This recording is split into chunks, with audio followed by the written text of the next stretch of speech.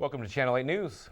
I'm Nick Wall. And I am Zolly Ding. We got a lot going on today's show, but first, let's get a weather report from our weatherwoman, Lindsay McNary. Lindsay? Good morning, Zoldy. Nick, how's it going? It's morning, so it's fine. All right, well, we're going to start going off of what it's like outside right now. It's 32 degrees right now, so it's really chilly. So I hope you brought your coat when you came into the work. Also, grab a hot cup of hot chocolate and coffee today, whatever you've got plans.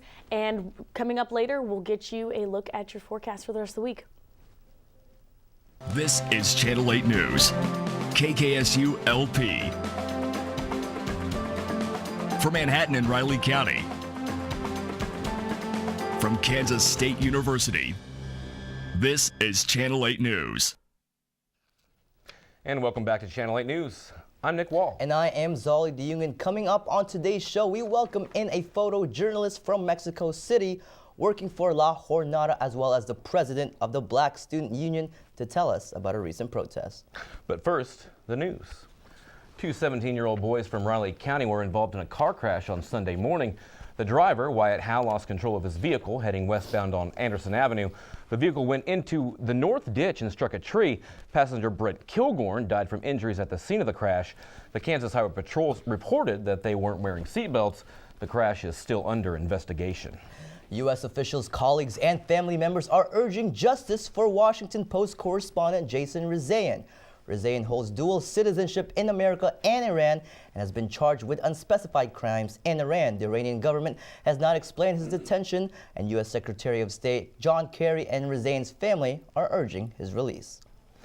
And demonstrations and protests surrounding the Ferguson decision are in full swing and starting to become more violent. And Katia Like is a field bureau reporter for Kansas First News in Topeka, covering the Manhattan area. There's been many protests around the country due to the Ferguson decision. News reporters have been facing tough times during this while trying to do their jobs without any harm. Like was in Manhattan to report on how Kansas State's Black Student Union protested the ruling in the heart of K-State's campus. I think that if I was a reporter in a place that was unsafe or that might put me at risk, I still would do my reporting job. I would have to weigh the pros and the cons of what might happen, but it's more of being aware of your surroundings, who you're interacting with. But at the end of the day, it's my job, and it's what's needed for me to get the message out of what's going on in the community. With violent protests happening all over the United States after the grand jury did not indict Officer Wilson for shooting Michael Brown in Ferguson, Missouri. Channel 8 reporter Blake Pickett was at the K-State Student Union last week to capture the protest by its students. That's right, Zaldi. The Black Student Union voiced a powerful message, not only with their voices, but also with their bodies. When do we want it? Now! When do we want justice? When do we want it? Now! Hands up, don't shoot was the slogan during a protest for the Michael Brown, Darren Wilson case at the Student Union. Brown was laying in the street dead, cold, after getting shot and killed. Kansas State's Black Student Union led the gathering of many students and faculty who disagreed with the outcome of the Ferguson indictment. The grand jury did not indict the white police officer who shot and killed Michael Brown, and the protesters showed their disagreement by laying on the floor for 4.5 minutes, symbolizing Michael Brown laying on the ground for 4.5 hours. We were not happy with the decision that was made on the Michael Brown case. We can't do this alone. It can't just be a black versus white thing. We want to bring everyone together. Along with the protest, Black Student Union President Justice Davis told several similar stories to shine a light on why this case shouldn't be ignored. Downstairs, I was reading off not only Michael Brown's story, but other black victims who we felt unjustly killed by law enforcement. And so this was just not only spread awareness, but demand justice in our community and hope everybody else follows suit. With demonstrations becoming more violent, one Ferguson native is watching home very closely. It makes us look very bad. Like, it makes us look like we're all criminals. It makes us look like we're all bad people. It makes us look like we're all thugs, in which we're really not. Like, this that happened in my community in Ferguson is a tragedy. It was a powerful message sent by students, and I'm glad I was able to witness it firsthand. Definite courage of conviction. Thanks, Blake. We now welcome in Channel 8 reporter Willie Evans and Justice Davis, president of the Black Student Union, to talk about the protest. Willie? Thanks, Nick and Zaldi. I'm joined by Justice Davis here. Now, Justice, I wanted to ask you, what role did the media play in the local protests? I think the media played a very crucial role in getting our story and perspective across to people because they only see what the media shows, right? So it's really important for the media to get our perspective on things and why we're out there and how we are creating awareness. Now, were you happy with the media presence here locally in Manhattan? Locally in Manhattan, I was. I can say that the reporters were getting everyone's perspective and the truth out to the community. Now, I can't say the rest about other cities, but in Manhattan, I can say that the journalists and media were doing the job. All right, so you don't really know the true story nationally, but from what you've seen on the news, how do you think that the presentation by the media has been overall nationwide? Nationwide, I think the media focused a lot on the violent protests when mostly the protests were peaceful. And so I felt like the media, people got that image that a lot of the protesters were very violent and they were looting and ignorant and didn't really know what they were doing. But what they didn't show you were the peaceful ones, and there's a lot of peaceful ones, a lot more peaceful ones than there are violent ones. Now, were you happy with the protests overall here in Manhattan? In Manhattan, I was. I feel like we've touched a lot of people and got conversation and discussions going around so we can address the issues that were happening on our campus specifically, and then how it affects us, the nation affects us, all the issues that's going on nationwide. So I was very happy with the outcome for the protest. Right, well, thank you very much for joining us, Justice. Back to you, Nick and Zaldi. Pressing stuff. Thank you. Down in Mexico, there have been a lot of protests circulating in that nation. And the reason behind these protests is because in late September, 43 college students went missing. They were on their way to protest against the local government in Iguala, Mexico. Local Mexican municipal police, who were working in collusion with a local drug cartel, were ordered by the local government to ambush the students and hand them over to drug cartels. They found 2 dead and the rest are still unaccounted for. Mexican journalists are still covering these stories, and the protests are around the missing students. They are now being targeted by powerful drug cartels and local government for focusing on the issue and influencing their storytelling. Joining us now in the control room in the Channel 8 News reporter Daniela Martinez Serrano for an exclusive inside look into the new threats posed to journalists covering events worldwide. Daniela?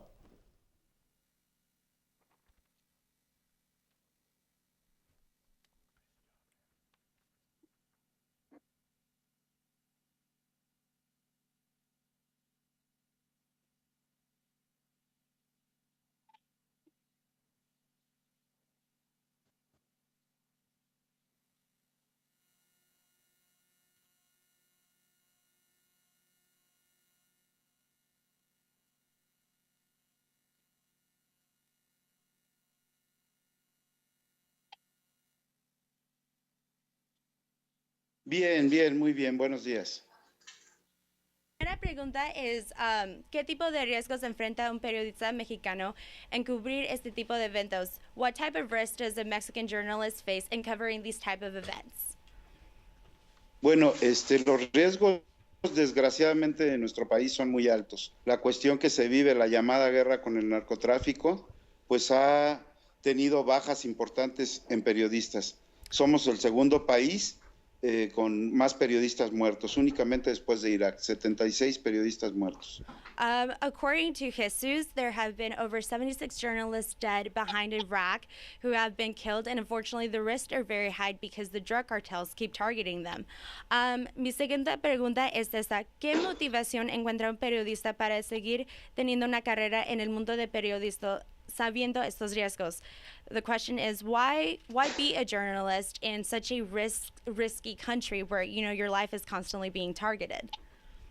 Bueno, yo considero que sobre todo el compromiso social, ¿no? Que podamos documentar y que podamos denunciar todo lo que pasa en nuestro país, ¿no? Principalmente creo que eso es, y mucha pasión.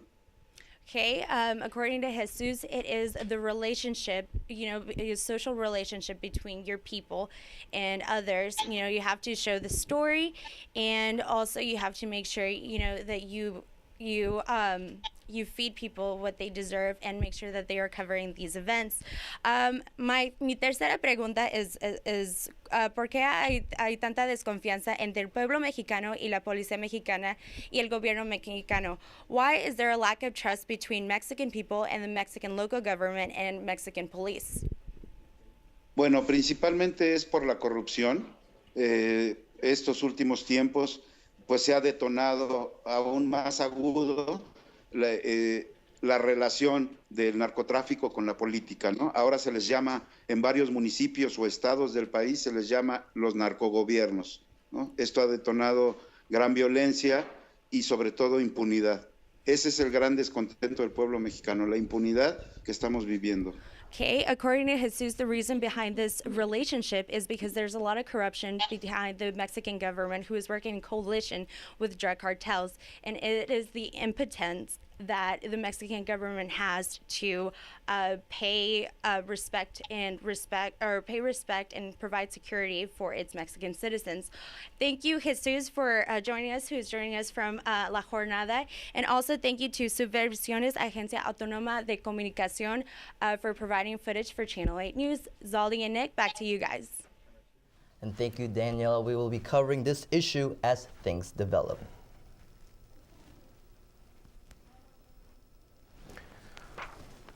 We're going to take a quick break, but when we come back, we're going to see what's lighting up Manhattan. We will also tell you about those bells you're hearing all over town. Stay with us.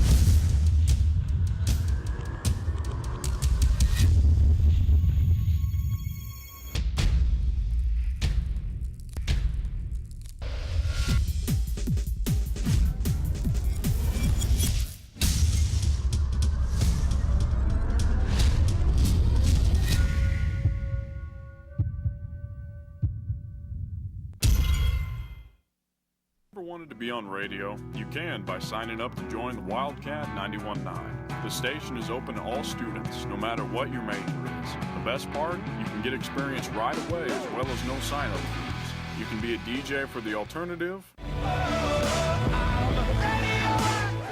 and hip-hop and rap rotation. Or report for news and sports. Wildcat 91.9, KSDB, Manhattan. And welcome back to Channel 8 News. I'm Nick Wall. And I am Zolly DeUngan. Police made an arrest on Sunday after Jeffrey Giacoletto Jr. attempted to rob Fred Landis of his dog. Landis was walking his dog in the 1300 block of Points Avenue when Giacoletto approached him. He was arrested for attempted robbery, battery, and battery of a law enforcement officer. He was given a bond of $10,000. And Timothy Ayers Jr. was arrested on December 5th in the 2100 block of Knox Circle. He was arrested on a warrant for a rape incident that happened in August. He has a bond of $50,000. It is the season of giving, and while people are out shopping, they can also give to those in need. Every year, the Salvation Army collects money outside of stores. Reporter Megan Miller is here with more on how the charity is going this year. Megan? Thanks, Nick. The Salvation Army is out every year to ring in the holiday season, but this year it may be a little quieter than years before. We took a closer look at how they're looking for more bell ringers this year. The Salvation Army can be heard and seen all over town during the holidays. But this year, some of their red kettles are left unattended. We definitely need a lot more bell ringers. We need a lot more volunteers, and we are still looking for paid people. The bell ringers are part of the Red Kettle campaign that goes until December 24th. We're kind of at like the crunch period. They are hoping to raise $70,000 for the Riley County area this year. So far, they have met about 20% of their goal. The money stays in Manhattan and funds year-round programs to feed, clothe, and counsel those in need. They also have a thrift store that is a source of revenue for the Salvation Army and a service to the community. We're a part of a community. The Salvation Army has been around since 1865 all over the world, but we're always looking for new people, and it's something that's really important to us. Having volunteers it gets the whole community involved. Bonnie Miller understands the importance of being a volunteer and the value of every dime that goes into one of these red kettles. Salvation Army has done a lot for my family, and I just like to give back to the community. She was able to turn to the Salvation Army for help, and now others can turn to her. Now that I know more about the bell ringing, I try to donate every time I walk by. It really is a great cause and they help out a lot of people. They are still looking for volunteers, so if you want to get involved, you can go to salvationarmy.org. Thanks, Megan. I always know it's tough for me to say no whenever I hear those bells ringing. And Christmas is in the air, and the folks of Manhattan gathered last Friday for one of the Little Apple's unique yearly traditions. That's right. As the sun went down, folks were dazzled for the alliance between the city of Manhattan and Kansas State University. Both brought the holidays in full force with a spectacular display. 2, 3. The crowds cheered on Mayor Wynn and K-State's President Schultz as they brightened up Triangle Park this past Friday with the lighting of the Christmas tree. But the celebration didn't start there. It began downtown with the mayor's 2014 Christmas Spirited Holidays Parade. There were brightly lit bikes, children dressed as presents with their reindeer parents, a nativity scene, a flame twirler, the crowds enjoying the parade as it made its way along points to Aggieville, saving the best for last. After leaving his sleigh, he and the crowd made their way to the stage and were treated to a few holiday favorites from carolers both big and small. Rocking around the Christmas tree at the Christmas party hop. It was a perfect evening completed with cookies and hot chocolate that warmed everyone's Christmas spirit. It's my pleasure to invite the 13th president of Kansas State University, Dr. Kurt Schultz, to say a few words. And I'd like to wish everybody today a Merry Christmas, a Happy New Year, a victory over Baylor, and safe holiday travels for all. Go Cats. Thank you. Well, that sure did look like a lot of fun, Lindsay. What did you ask Santa Claus for Christmas this year? I asked him for A's in all my classes, a GoPro, better tripods for Channel 8 News, and a Wildcat victory in the Alamo Bowl. Well, thank you so much, Lacey. When we come back, we will take a look at the 5-day forecast. Stay tuned. Have you ever wanted to be on radio? You can by signing up to join the Wildcat 91.9. The station is open to all students, no matter what your major is. The best part? You can get experience right away as well as no sign-up fees. You can be a DJ for the alternative and hip-hop and rap rotation. Or report for news and sports. The Wildcat 91.9, KSDB, Manhattan.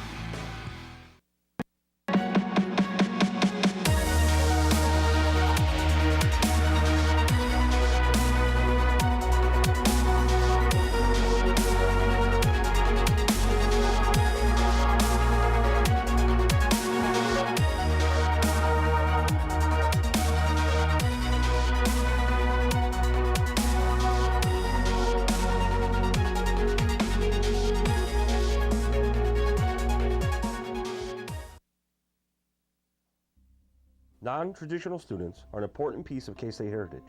Some of these students are veterans returning back to civilian population after serving in our armed forces. This can be a troubling time for these veterans. Trying to adjust back to civilian life can be a hard obstacle to overcome. The Veterans Center at K-State helps these students with this transition. Through counseling and other means, these veterans can find the help they need for this transition at the K-State Veterans Center. The center is located on the ground floor of the Student Union just inside Salsaritas. Welcome back to Channel 8 News. And Lindsay McNair joins us now for a look at the weather. Thanks, guys. All right, guys, so first we're going to take a look at the national temperature maps. As you can see over in the western side of the country, we've got some high pressure systems going on right now with some cold fronts moving in. So that kind of makes for a little bit of some scattered showers up in the northwest, up in the Washington area. California is still pretty warm for this time of the year, but as always, Florida is where the sun's at. Down in Florida, they're experiencing about 73 degrees, and the Midwest is partly cloudy, sticking around where it's nice and chilly. Like we said, grab your hot chocolate, your winter coats. Don't grab that parka quite yet or your ski shoes because there's no snow on the way for right now. But let's keep moving on with the national temperatures. All right, so as I said earlier, we've got most of the Midwest being partly cloudy. We've got some rain showers up in towards the Washington area in the northwest of the country, and a visit from Jack Frost for those over in the northeast.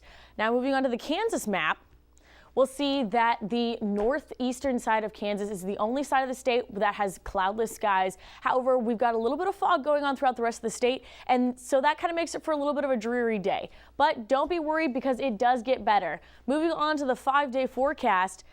Today we're going to see a high of 43 degrees and it's going to get to a low of 35 degrees. But that's not freezing, and I promise it gets better, guys. And this is why the rest of the week we go up into the mid and the high 50s. However, the catch with that is we're going to see a little bit of moisture. From Thursday to Saturday, we're going to see anything from scattered showers to some drizzle.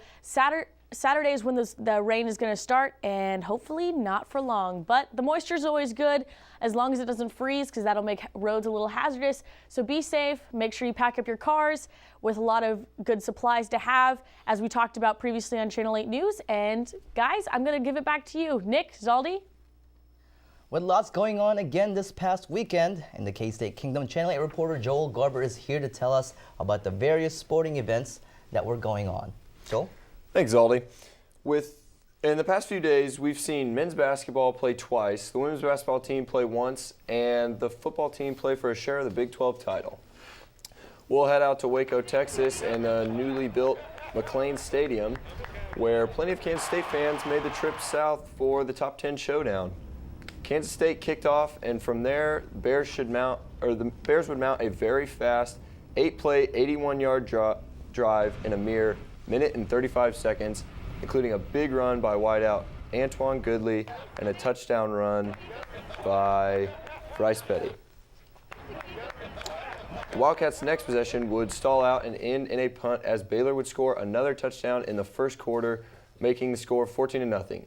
Wildcats finally struck pay dirt a few minutes into the second quarter, and then a long pass from Jake Waters to Zach Trujillo would make the score 14-24 heading into half. In the third quarter, Kansas State freshman Matthew McCrane hit a pair of field goals while Baylor put up 2 touchdowns.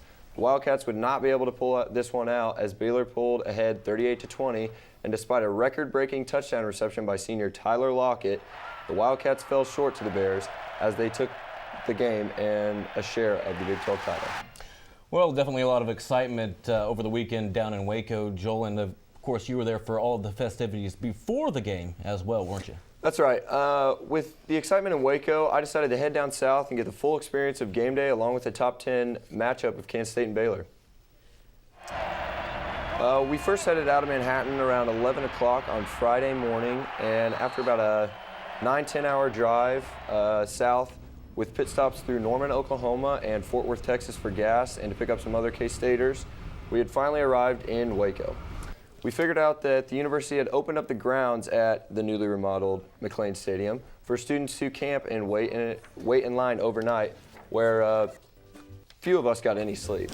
We arrived at the stadium at 11 p.m. and staked our ground just outside the set of College Game Day with a group of about 20 Kansas State fans when it was all said and done.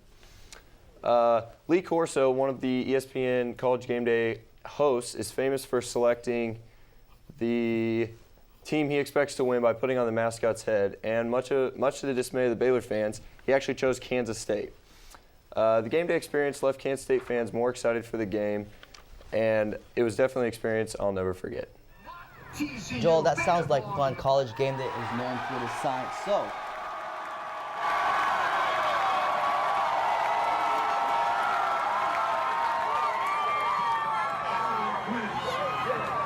I want people that want to win.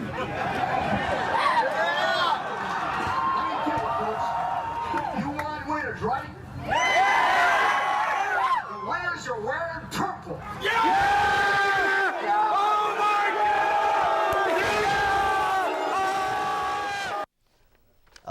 It's a good thing Corso picked the Wildcats, even though the Wildcats were not able to pull out the win. But that did look like fun. So College Game Day is known for the signs. What exactly did you see? Well, my favorite sign was one that a Baylor fan had made that said, "What doesn't kill you makes you stronger, except for bears. Bears will kill you." That's true, they do. Which, of course, you know, is pretty true. And aside from that, my favorite sign was one that I made. And I didn't get on TV for it, but I was still pretty proud of it. Got a couple compliments, so was pretty excited with that. Well, I tell you what, Joel, your signs never disappoint. Thank you so much. Yeah, a little Dwight Schrute there. We're going to take one final break, but when we come back, we have a story about someone who received a gift that you can't wrap up and put under a tree. Please stay with us.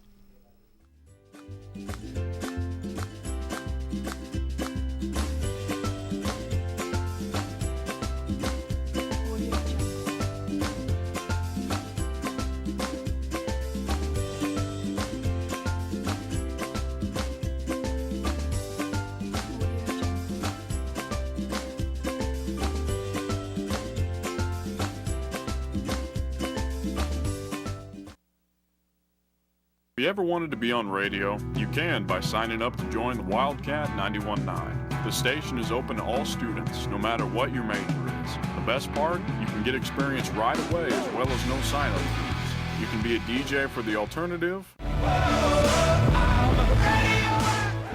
and hip-hop and rap rotation. Or report for news and sports. The Wildcat 91.9, KSDB, Manhattan.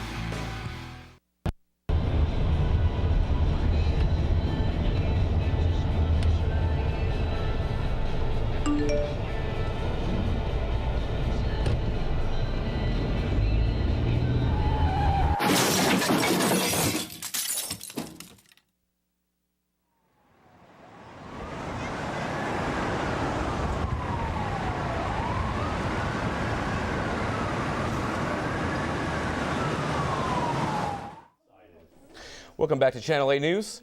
I'm Nick Wall. And I am Zolly Diunion. We just have enough time. Well, we're just about to wrap it up. So Nick, you know, finals week's coming up as well as the Christmas break. What plans do you have? Well, for finals week, I don't have a lot of plans because I only have one final, and it's just a regular exam, so I like that. And over the break, what I really want to do is relax. Absolutely. It'll be really nice to have this 1 month break where you can do absolutely nothing and just sleep. What I see, I actually don't have any finals either, so I'm actually done after this. And then for Christmas break, I'm trying to go to the Alamo Bowl. I don't know if anyone else is trying to go, but if you have time, definitely try to go to the Alamo Bowl because we definitely need some supporters. It's always a great trip down to San Antonio. You got the Riverwalk. Obviously, last time the Kansas State Wildcats went down to San Antonio for that Alamo Bowl, not exactly a day that many K-Staters want to remember. Absolutely, but hopefully it'll be a different story. Thank you guys again so much for watching us this semester of Channel 8 News. Enjoy the holidays, and we'll be back in January.